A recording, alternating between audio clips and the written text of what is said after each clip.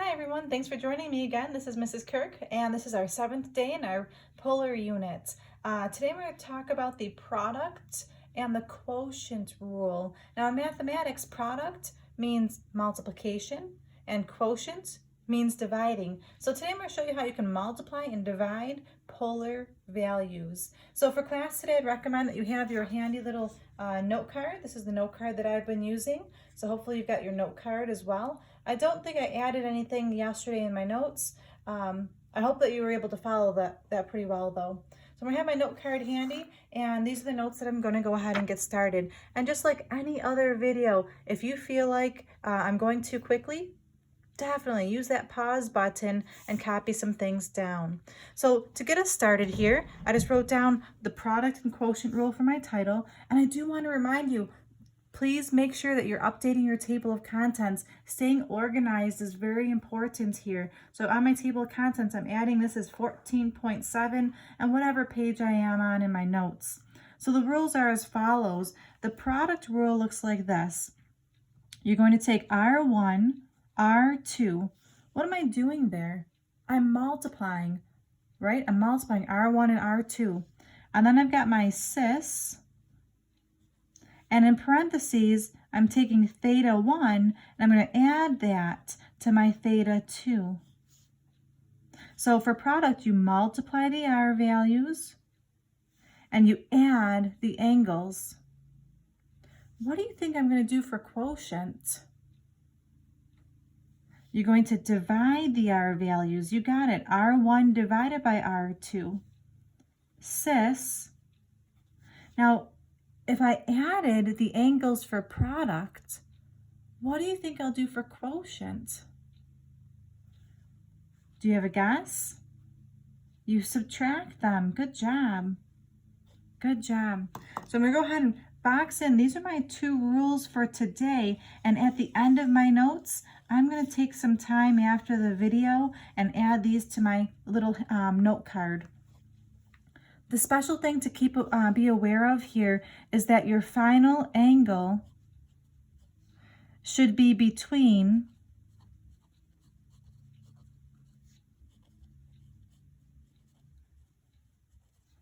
0 and 2 pi. So if my final angle is bigger than 2 pi, I'm just going to subtract 2 pi to make it smaller. So just keep that in mind.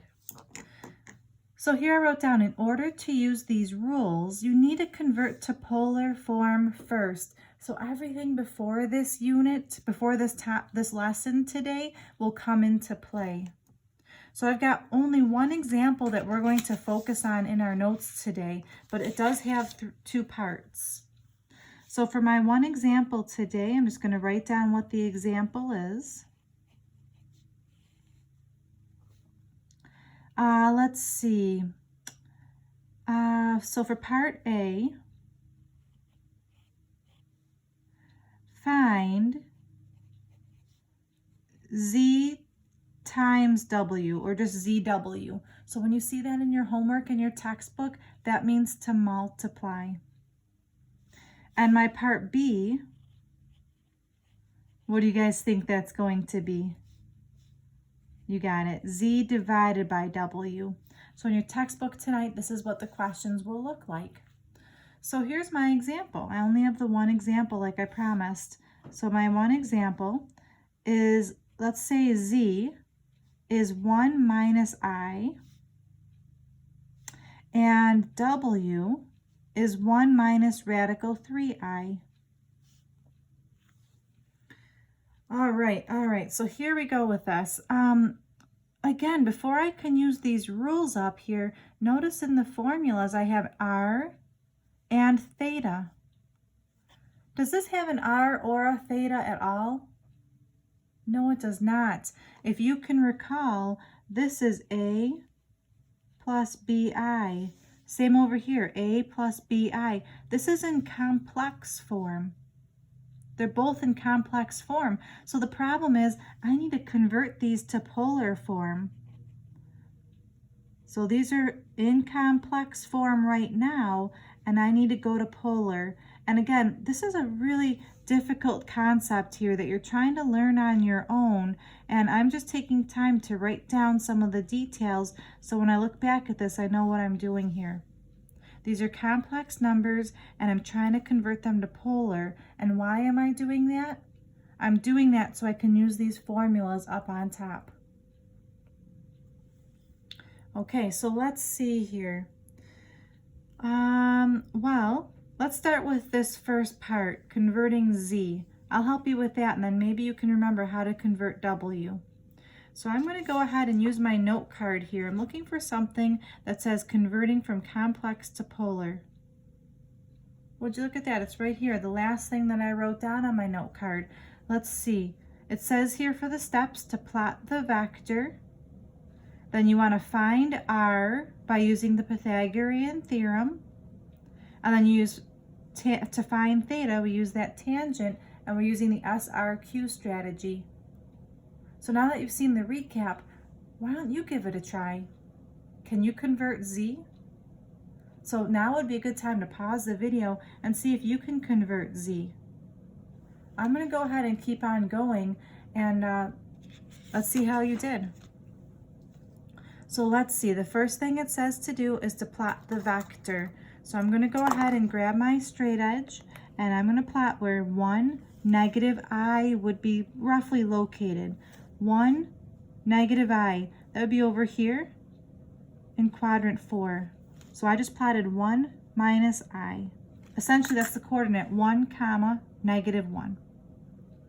Okay, so now it says after you plot the vector, I'm going to use the Pythagorean theorem. A squared plus B squared equals R squared.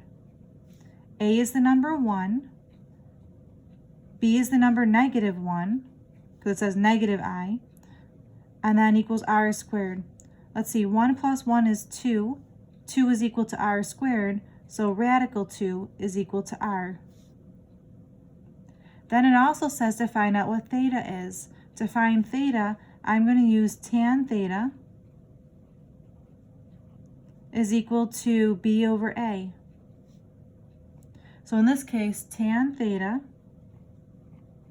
is equal to B is negative 1 and A is positive 1. Oops, I put A by accident. So tan theta is equal to negative 1. And now I'm going to use that SRQ strategy. So let's see. The sign is negative. It says negative there. The reference angle. That goes back to my chart here. Where is tangent equal to 1? Tangent is equal to 1 right here at pi over 4. So tangent is 1 at pi over 4. So my reference angle is pi over 4. And for the sign, I'm going back to this. All students take chemistry. We're in quadrant 4, so tangent, oh no, SRQ, oops, my mistake. SRQ, we're in quadrant 4, my mistake. I don't know why I did that, all students take chemistry. Okay, so what did I just figure out? I'm in quadrant 4 here. The reference angle is pi over 4. And again, the reference angle is this little bit here. But I'm trying to find theta. Theta goes from the x-axis to that reference angle. So let's see. I know this is 2 pi all the way around. 2 pi take away pi over 4.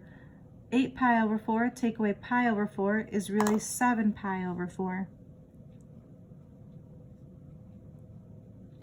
Did you get that right for your angle for theta? I hope so. So what was the point of what I just did there? I found R, I found theta. Now I can write this as a polar value. My polar number is radical 2 cis 7 pi over 4. And that's what Z is equal to. So all that work right there, that was going back to a different lesson on how to convert from complex to polar. I like that question. It gives me some nice review. Now go ahead and do that for W. Same thing. So again, maybe pause the video, see if you can do all of W, and then fast forward afterwards to see if you got the same answer that I have. I'm going to go ahead and do the work here, but again, I recommend that you pause here and try it yourselves. I'm going to start by drawing my picture. Let's see, I'll just be consistent here. I'm going to go ahead and plot where 1 negative radical 3 would be. 1 negative radical 3 would be someplace over here. And I don't really care exactly where it is. I just want to know what quadrant it will be in. Let's see. So now I'm going to use the Pythagorean theorem. So it's all the same steps. It's really nice to just practice something we're comfortable with. You got 1 squared plus negative radical 3 squared is equal to r squared. This will be 1 plus 3, which is 4. 4 is equal to r squared. So r is equal to 2. Okay, so I figured out what r is. Now I can go through and figure out what theta is by using tangent. So I've got tan of theta is equal to b over a. So tan of theta is equal to negative radical 3 over 1. Let's see, so tan of theta is equal to negative radical 3. So I'm going to go ahead and do my SRQ. The sign is negative. The reference angle, I'm going to use my chart here. Let's see, tan is radical 3. Where is tan radical 3? Tangent, radical 3. Pi over 3 is my reference angle this time. And it's in quadrant 4. So now I know this little bit here is pi over 3, but I'm looking for the angle from the x-axis all the way around. So let's see, this is 2 pi is a full circle. 2 pi take away pi over 3. That's 6 pi over 3, take away pi over 3. 6 pi over 3, take away pi over 3. So theta is 5 pi over 3. So what did I just figure out? I know my r, I know my theta, so I can write my polar coordinate. My polar point is w equals 2 cis 5 pi over 3. Did you get it right? Awesome if you did. Again, this was a recap of what we learned earlier in a previous lesson. Now let's actually take this information and do the example. The example in part A says to find the product. So I need to multiply these things together. So here I go. To find the product, I'm going to slide this up a little bit. So here's my part A. I'm just going to rewrite it here. If I want to find the product, ZW, so this is the product. Just like anything else, I'm learning a new formula, so I'm going to write that formula down.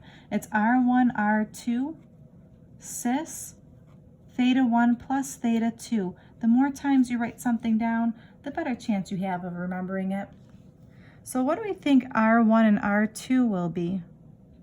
Well, R1 is my first R value right here with this radical 2, and my R2 is the second R value over here, 2. So I'm going to multiply those things. Radical 2 times 2, I'll leave that as cis, and then I'm going to add the angles. The angle over here is 7 pi over 4, and the angle over here is 5 pi over 3. All right, so now at this point, we just need to go ahead and add those fractions together and multiply those radicals. Now, if you want to use your graphing calculators to help you add these fractions, you can go ahead and do that. I will show you using my graphing calculator just to show you how to practice typing this in. So I know that radical 2 times 2, that's just 2 radical 2. There's nothing happening there. And if you want to add these fractions on your calculator, I'm going to go ahead and do alpha y equals 7/4. Notice I'm not putting pi in. Plus alpha y equals 5/3. So at this point would be a great idea. Go pause the video, go grab your graphing calculators, and make sure that you can type this in yourselves so that you can check your answer. So please pause your video, go type this in, because learning the keystrokes is important as well. All right, I got my fraction to be 41 over 12. Geez Louise, that's a big fraction.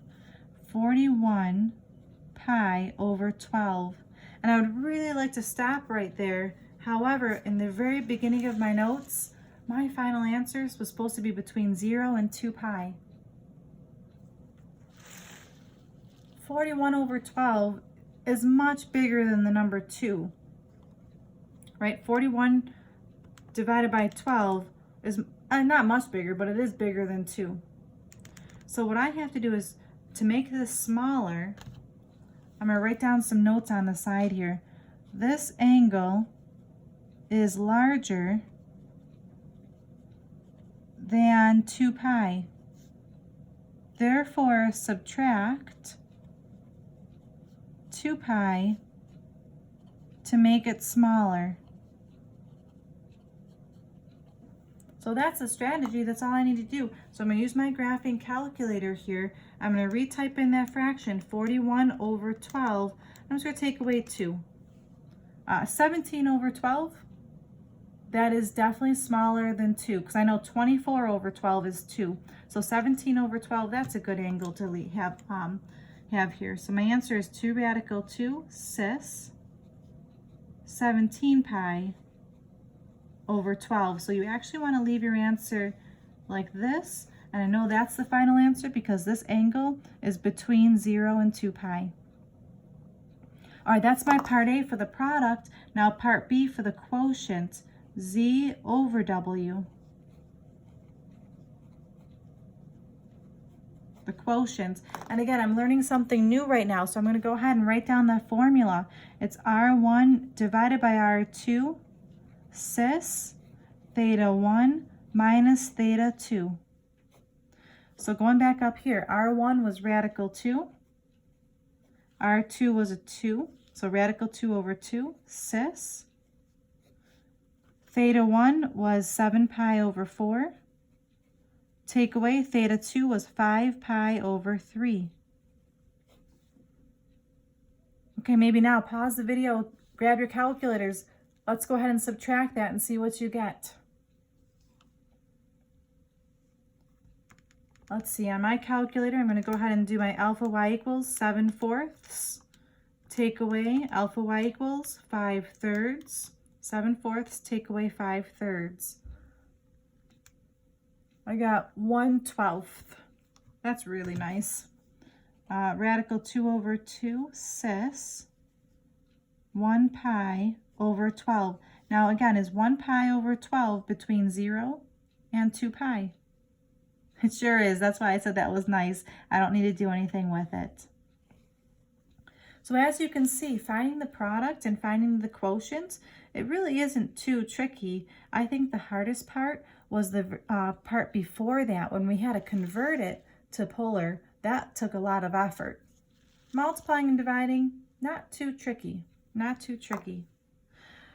All right, so again, when I turn off my video, I'm going to go ahead and add these two new formulas, the product formula and the quotient formula, to my formula sheet here. So I recommend that you do that as well. The homework today, this is homework number 14-7. It's going to be on page 609. There's only 2 questions to practice, number 39 and 41, and the answers are on page AN 72. Thank you so much for tuning in today. I really do appreciate it. Learning again on your own is not easy. Please be kind to yourselves. Give yourselves a break. You're doing the best you can, and I really am so proud of you. Thank you so much. This is Mrs. Kirk. Please stay safe and stay healthy. Bye-bye now.